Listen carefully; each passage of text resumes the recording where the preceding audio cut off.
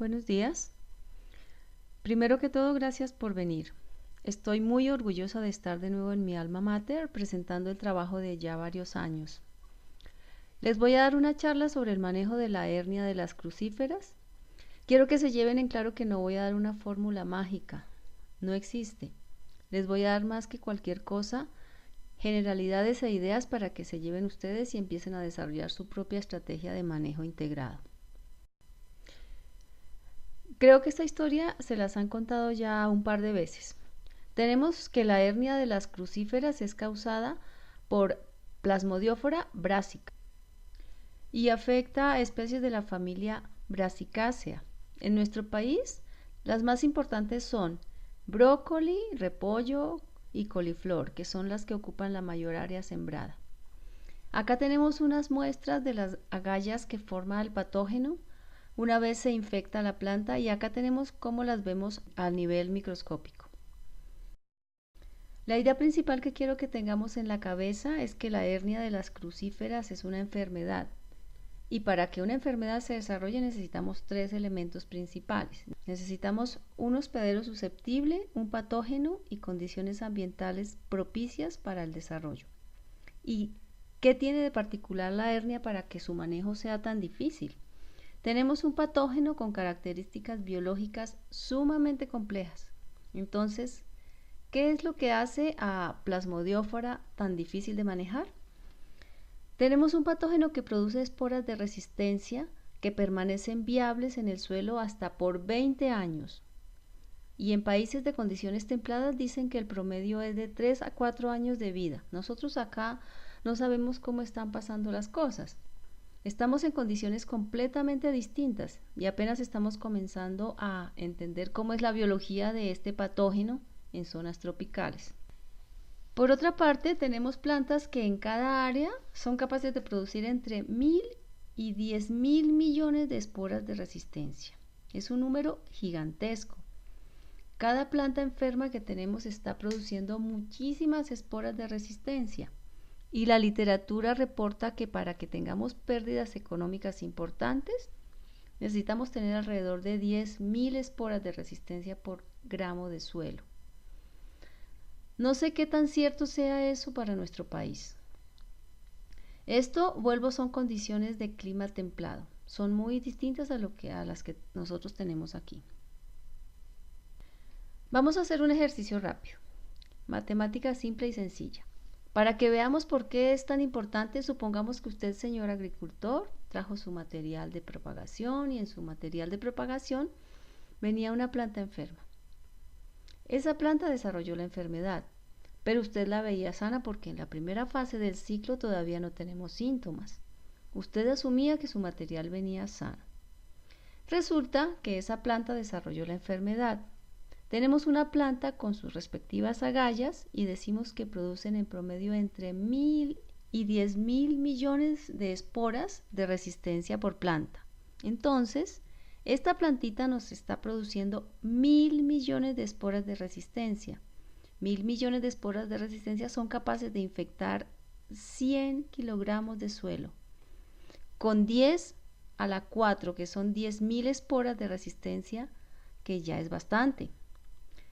Si nosotros dejamos esa agalla ahí en el suelo y tenemos en la cabeza que una planta más o menos ocupa 10 kilogramos de suelo, teniendo que sean 20 centímetros de lado por 20 centímetros de profundidad, tenemos que la planta tiene 10 kilogramos de suelo y entonces una planta enferma sería capaz de infectarnos cerca de 10 plantas para el siguiente ciclo de cultivo. Si vamos a seguir eso, pues el otro año no voy a tener solo una, voy a tener 10 plantas causándome ese problema. Entonces, ahí es cuando decimos, oiga, esto es más importante de lo que se creía. Entonces acá es cuando ya decimos, bueno, ¿y el manejo de la hernia de las crucíferas qué? ¿Cómo va eso? Claro, no es una cosa, no son dos, son muchas cosas. Y el manejo de la enfermedad debe venir de forma preventiva y curativa. Preventiva es, aun si no se tiene nada en su lote, manéjela. Si usted siembra crucíferas, manéjela. Prevenga que entre. Ese es el punto más importante del manejo de la enfermedad. Evite que llegue a su lote. Y una vez ya la tiene, trabaje para reducir incidencia y severidad de la enfermedad. Salve cosecha, es lo que a usted le interesa. ¿Cómo la prevengo? Sabemos que el patógeno se dispersa por suelo. Nosotros encontramos en un estudio que se realizó antiguamente que también se dispersa por agua. Tenemos esporas de resistencia viables en nuestro distrito de agua de riego La Ramada, por ejemplo, y además por material vegetal enfermo, y lo que hablamos antes por semillas. ¿Qué tengo que hacer? Evite que suelo infectado entre a su finca, sanitícelo, límpielo, limpie sus herramientas, limpie sus botas. No hay peor vector que el ser humano. Y ustedes, nosotros ingenieros agrónomos, tenemos la desfachatez de entrar a un lote y llevarnos las mismas botas para el siguiente lote y no las lavamos, no las desinfectamos. ¿Para qué? Debemos manejar aguas. ¿Cómo manejo aguas? También observamos que la densidad de inóculo es mucho mayor en los sedimentos.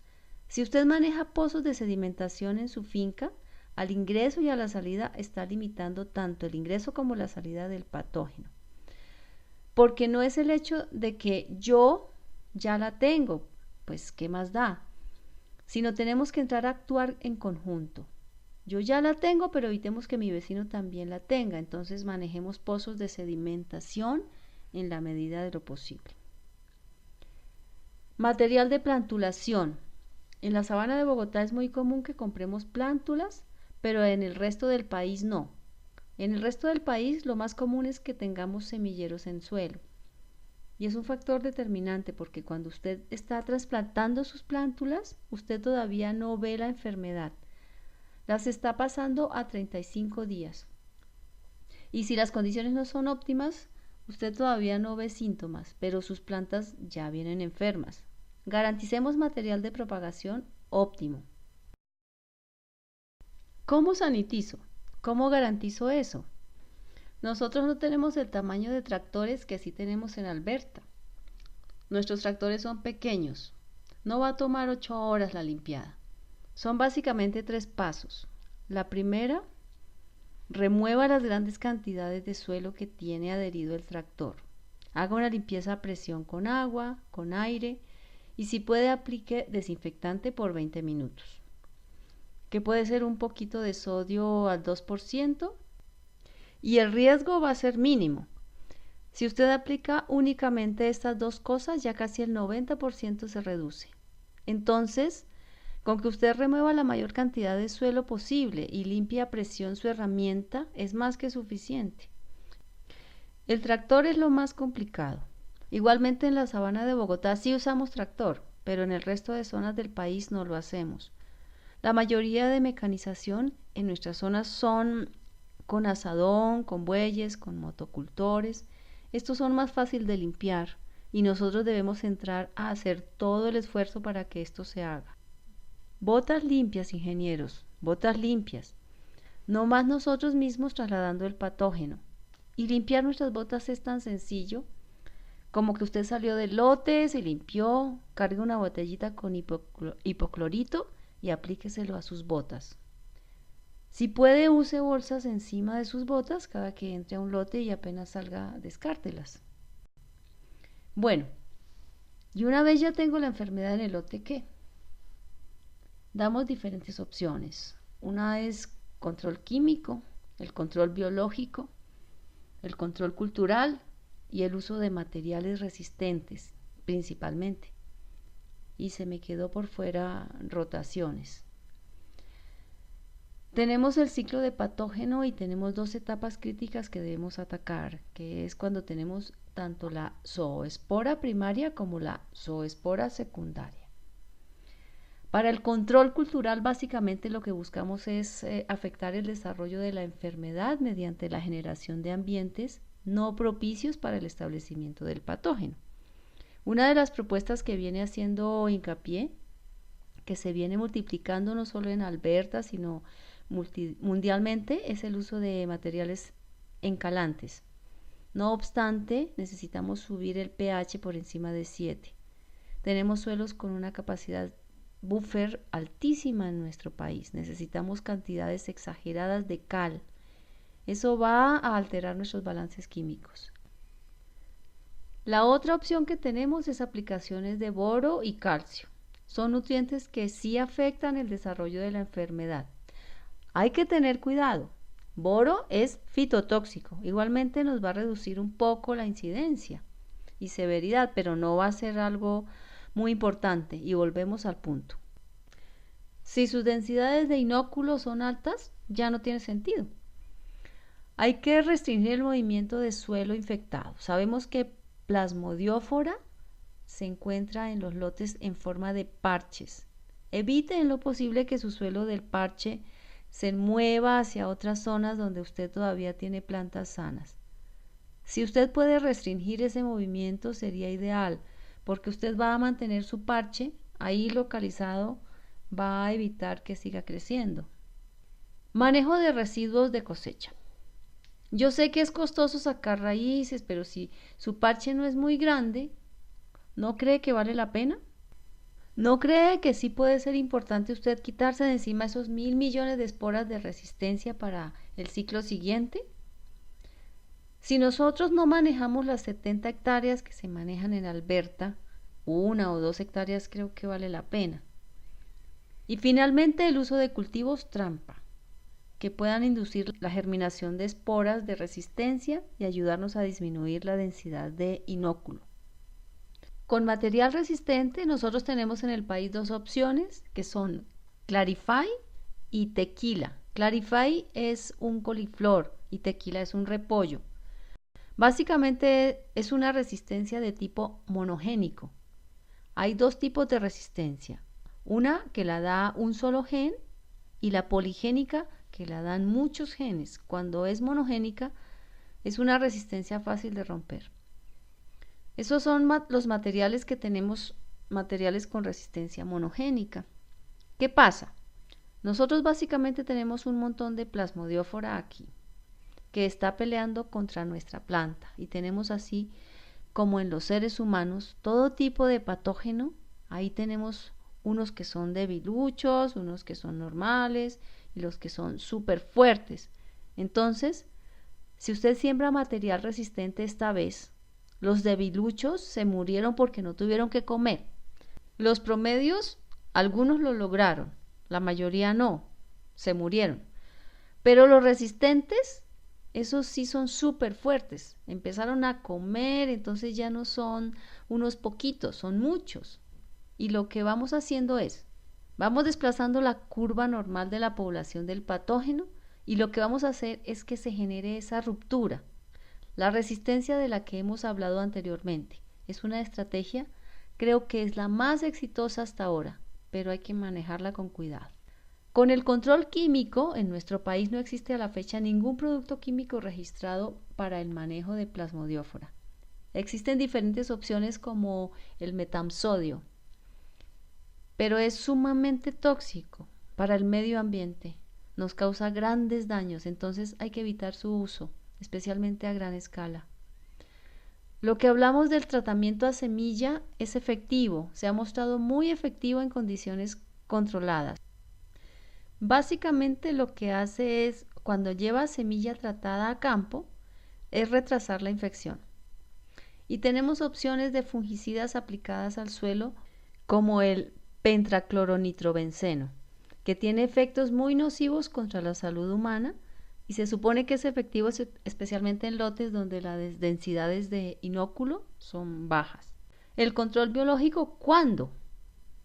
Si tenemos un patógeno que es sumamente difícil biológicamente hablando, pues necesitamos unos biocontroladores sumamente fuertes.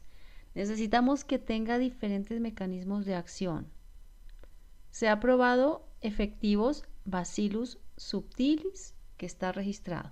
Clave destacar que los biocontroladores sí son efectivos, pero son efectivos cuando tenemos la densidad de inóculo baja y sus mecanismos de acción son tan diversos que, por ejemplo, en los estudios que hemos realizado acá en la universidad, encontramos que hay cepas que nos disminuyen la incidencia, mientras otras nos disminuyen la severidad. Además, no es consistente. Un año funciona, el otro año no. Tienes muchos factores en juego. Bueno, ¿y cómo vamos a aterrizar todo esto? Yo traje 3 ejemplos sencillos. Creo que algo que faltó decir y que es crucial, nosotros trabajamos con agricultores o somos agricultores. Acá lo que nos importa son los pesos. Cualquier estrategia de manejo que vayamos a aplicar, hay que echarle número. Si me sirve o no me sirve. Y si ya llega a un punto donde a usted no le sirve, cancele, cierre, porque no vale la pena perder dinero. No es el negocio. La agricultura es un negocio y hay que mantenerlo como tal. Entonces, tengo un lote que está libre de patógeno. Sanitice, ponga pozos de sedimentación, haga monitoreo constante, busque las plantas que puedan estar enfermas, llévelas. Si usted tiene la sospecha, haga bioensayos. No existe en el país hasta el momento ningún laboratorio que haga pruebas comerciales para la determinación del patógeno, la presencia por pruebas moleculares. Entonces, hoy por hoy nuestra mejor opción es hacer bioensayos. Y por último, garantice un material de preparación libre de patógeno. Usted tiene un lote donde apenas apareció la enfermedad. ¿Qué va a hacer? 1. Siga sanitizando. 2. Ubique su foco. Es fácil hacerlo. Vaya al mediodía, mire dónde están sus plantas enfermas. Van a estar marchitas, van a estar todas achicopaladas como se ha mostrado en las fotografías anteriores. Delimite su parche, evite movimiento del suelo desde ahí hacia afuera, lo que más pueda. Una vez termine su ciclo de cultivo, encárguese de deshacerse de esas raíces. No las deje ahí si tiene un parche no muy grande. Y si puede, meta ahí un material resistente, pero no lo meta siempre. Rote y meta algunas plantas susceptibles incluso para manejar la resistencia. Maneje malezas. Esa es una cosa que en los países de clima templado no tienen ese problema que nosotros tenemos. Nosotros tenemos hospederos 365 días al año. Tenemos malezas en el lote. Hay que manejar las malezas de la familia Brassicaceae. Eso es otro aspecto que creo que en el resto del mundo no se ha tratado como debería tratarse. Nosotros tenemos que entrar a hacerlo. Es un problema. Y creo que nadie va a querer escuchar esta parte, pero si usted tiene un lote con unas densidades de inóculo muy altas, olvídese de las crucíferas. No vale la pena. No vale la pena y el manejo que debe dar es evitar que salga de ahí. Confínela allí y muévase a otros cultivos porque acá lo que nos interesa son los pesos. Entonces, ¿qué podemos concluir? Una sola estrategia de manejo nunca es suficiente. Necesitamos entrar a crear estrategias de manejo regional. Esto no puede quedarse en un problema de mi vecino la tiene, porque lo que él tiene va a venir acá. Por ahora, eso es todo. Muchísimas gracias por su atención.